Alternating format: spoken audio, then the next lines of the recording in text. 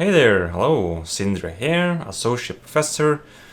My interaction with students basically boils down to two things. I teach project management and I supervise students in writing their master thesis. And based on my experience, there are certain common mistakes that the students tend to commit when they're writing their thesis, which could have potentially quite disastrous consequences. And it is my main message here that many of these mistakes that the students are committing could have been prevented if the students were to apply the methods and techniques and tools that they learn in my project management courses. So that is my main message. This is not some kind of novel, unique insight by me, because this is kind of stated quite plainly in the curriculum book that I used in my course, which is Gardner 2005, Project Management, a Strategic Planning Approach. So in the final chapter of that book, the author talks about different determinants, different drivers of project success and project failure. And it's a very short list of only 74 bullet points for why projects tend to fail. Now, I'm not going to read these 74 bullet points to you, but I can summarize them quite succinctly. According to this book, projects tend to fail because the project team is not applying project management techniques, which is exactly what I'm saying also now. But sometimes I think this is too easy of an explanation. So, for instance, the book claims that the projects fail because the project manager or project team has not applied risk management, or they haven't planned sufficiently, or they haven't done stakeholder management, and so on and so forth. Yes, if you don't do these things, then probably that's going to increase the chance of the project failing. But just doing them is not really enough. It is kind of like the 10,000-hour rule that was popularized by Malcolm Gladwell in his, I think it was 2008 book, Outliers. If you can do so for 10,000 hours, then you become an expert. It's basically what the rule states.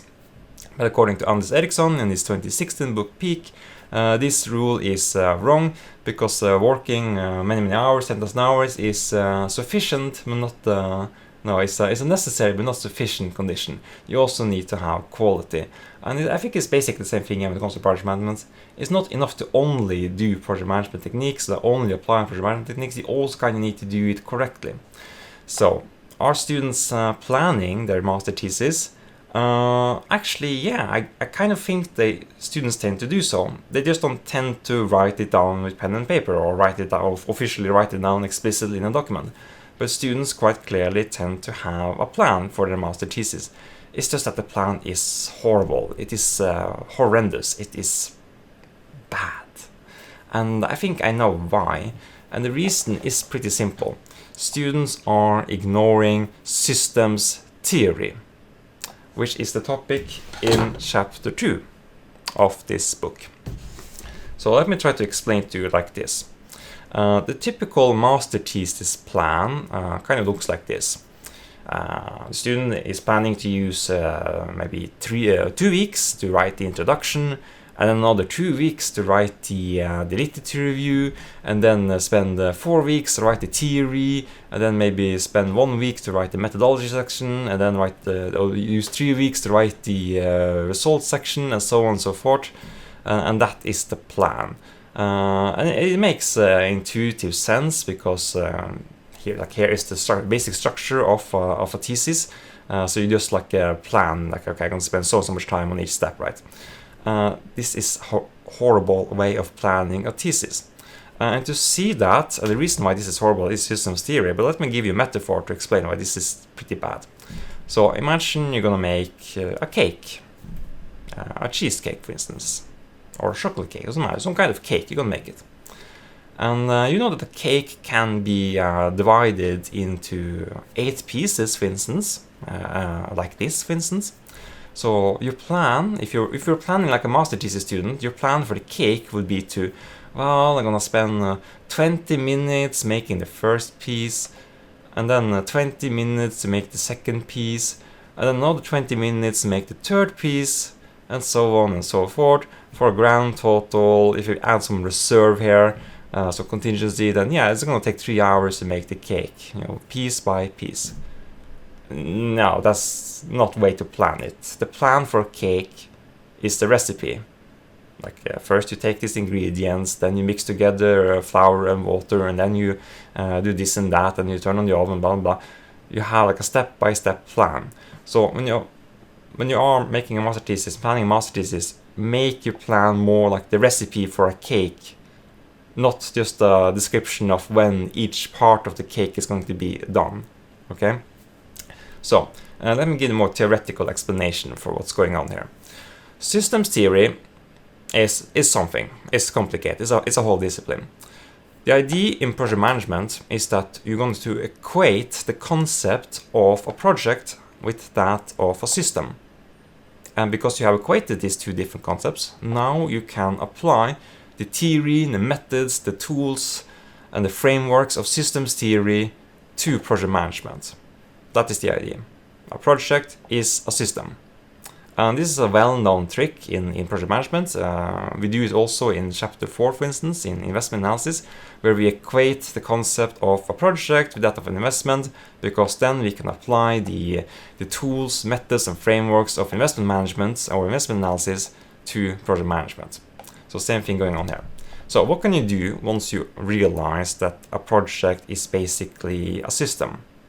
Well, think of it like this. A system can be diagrammatically represented like this using the universal systems diagram. A system, which has a definition, which I'm not going to talk about, consists fundamentally of three parts. You have inputs, you have processes, and you have outputs. So the processes takes in the inputs and transforms them through a series of different steps into some sort of output. Inputs transformed by the process into an output. That is the universal systems diagram. And if you have this in mind, then it becomes quite obvious that planning should be conducted in terms of the processes, not the output. So systems theory, make a plan based on the processes, not the output. And furthermore, once you are looking at this universal systems diagram, it kind of becomes obvious that the system is not going to function, or the system cannot generate the outputs unless you have the necessary inputs. That's an other common mistakes that the students commit. They give zero thought into the resources and inputs that they require. That could lead to disaster, because if you don't ensure that you have the necessary inputs, then you cannot generate the outputs, obviously. So a very common mistake here would be to not do any risk management in terms of the inputs. So think of a project like a system. A system requires inputs. So try to figure out, if you're a student, which resources you need, and try to figure out if they are available. Because this is something we see far too often. Students spend all their time on writing your introduction, literature review, theory, the methodology section, and then suddenly there's only 1 month left before the deadline, and they think, okay, now I need to go get the data to do the analysis, and write the results and the conclusion, and hand in the thesis. Then it turns out, hey, the data that they require does not exist or is not available. So now the whole thesis falls apart. So do some risk management in terms of the inputs. But let me return to one more thing here, why it's important to think of or to plan in terms of processes rather than the outputs. Outputs are kind of linear. Processes are not necessarily linear. So this, I talked about this before, but the scientific methods, the research process is a non-linear process. And if you are an economist, like I am, like my students are, you could be following a process like this if you're doing econometric, if you're doing a regression analysis, if you're doing empirical modeling in terms of economy. Then you have a process like this. And notice that this is not linear. There are several feedback loops that don't go in a straight line. So the consequences here is that it's going to take a lot longer time than you might think if you are basing on a linear form of thinking. It's kind of like playing snakes and ladder.